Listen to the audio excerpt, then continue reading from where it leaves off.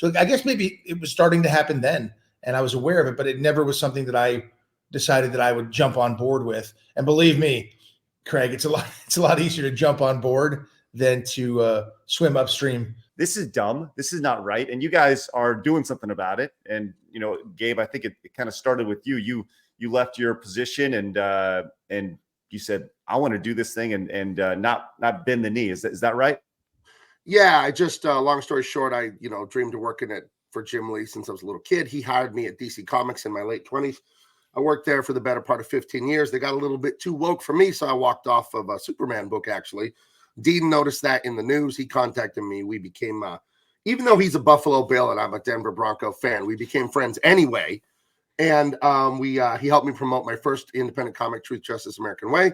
When I was about done with that, about a year ago, I contacted him and said, if you could have made any crazy action movie, like your dream movie that you could have started in the 90s, what would it have been? And we came up with this character, Chris Tanaka. He's kind of a James Bond, Indiana Jones, that kind of guy.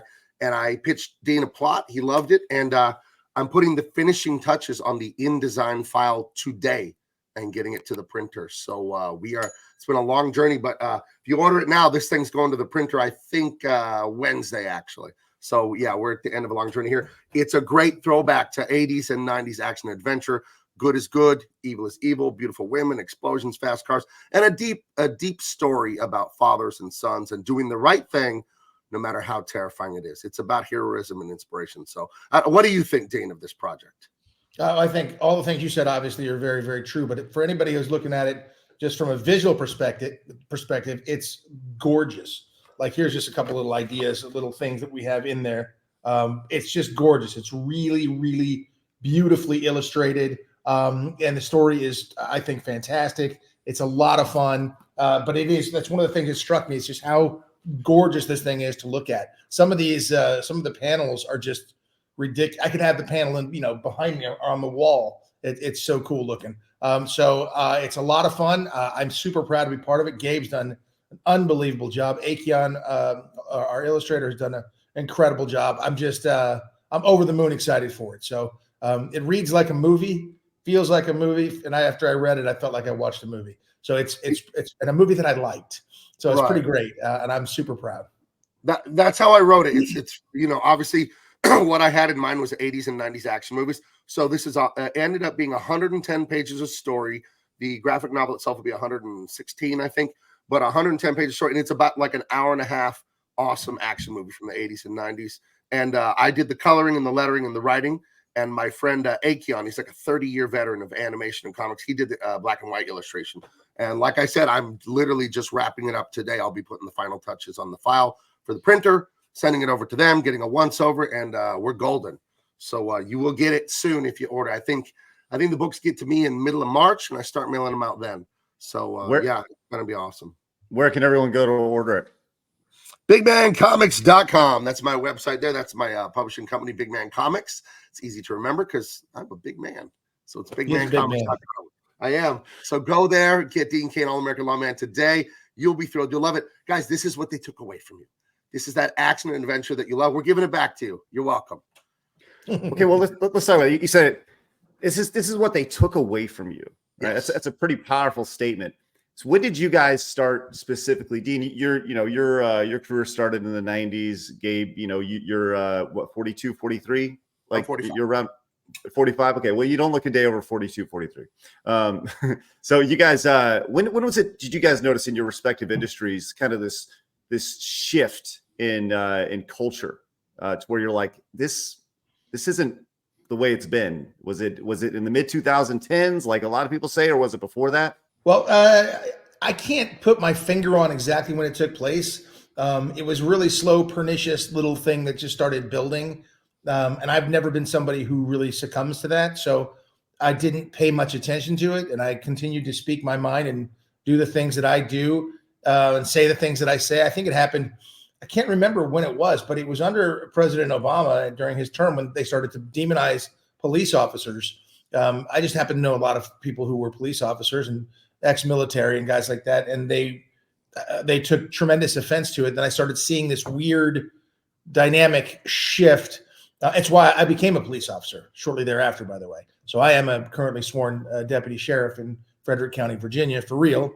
And I joined up because of this sort of anti-police rhetoric. I don't know when that was, though. I can't remember specifically. And then I think everybody just lost their minds when Donald Trump got elected, and then it just went full bore. I mean, before that, even during the election, everybody's talking about diversity, but never diversity of opinion or diversity of thought. And so if you were on the wrong side of that, oh my gosh, you're going to get just attacked. I sit on the board of directors for the NRA, have for 7 or 8 years now, 10 years.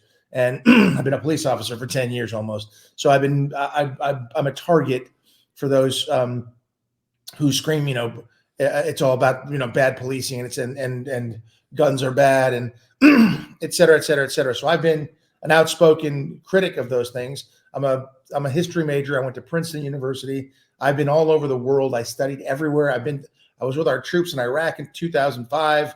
And even when I did that in 2005, I was told, obviously be careful because you're in the middle of at the time, a very hot war. And it was way more than I expected.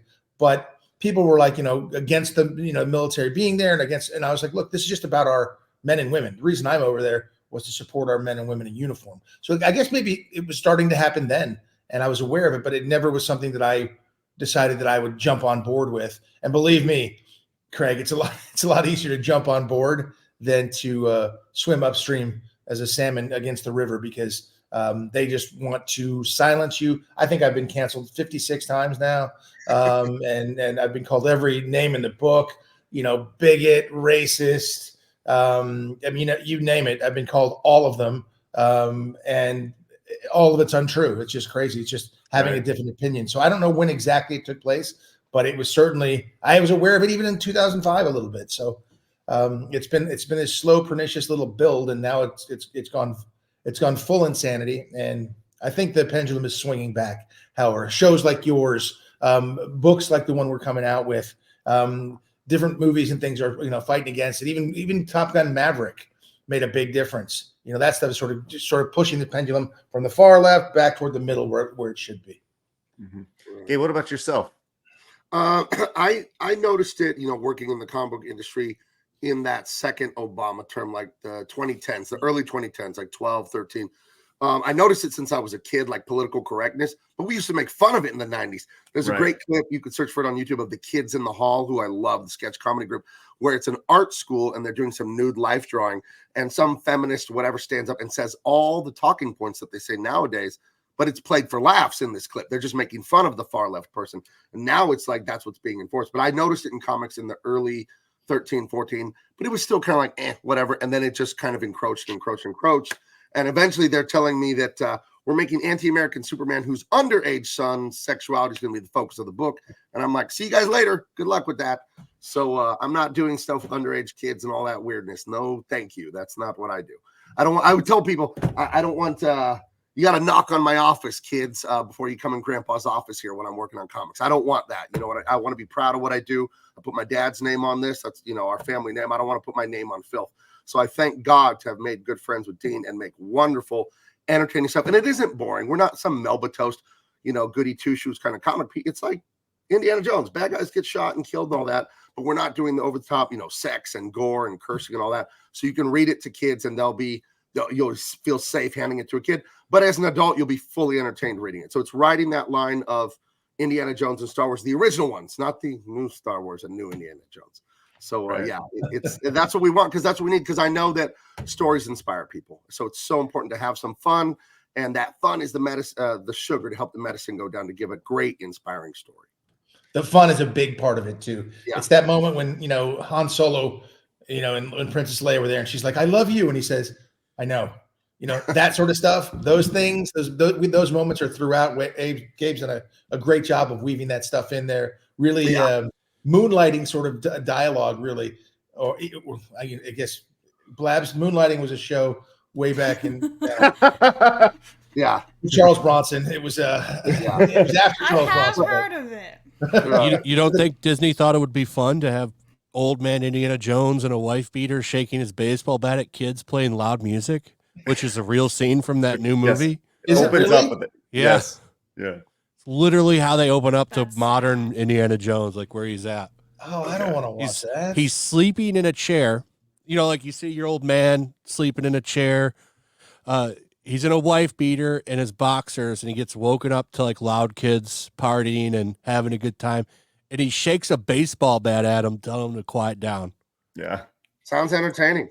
But yeah, Dean, I'm glad you mentioned that Han Solo Princess Leia dynamic. When I wrote this script, one of the most important things to me is that sexual romantic tension, keeping it clean so everyone can read it. But Veronica, the main female lead, and then Chris Tanaka, the main male lead in this story, they have that play between them, like Princess Leia, Han Solo, like Wilder and Colton in Romancing the Stone, just a favorite of Dean and I. Romancing Stone, Blabs, is a movie from 1984 starring Michael Douglas and Kathleen Turner. It's one of the best like action adventure. It's got Danny DeVito in it. You may have heard of him. I know him, yes. Okay, well, everyone run out and watch Romancing the Stone. This has a lot of that tone in it. Yes. It's So thrilling good. adventure, bad guys, hidden treasure kind of stuff. It's really fun like that. But And I if we wanted to remake make it, Go ahead. Sorry. if we remake that movie specifically, you could play El Guapo.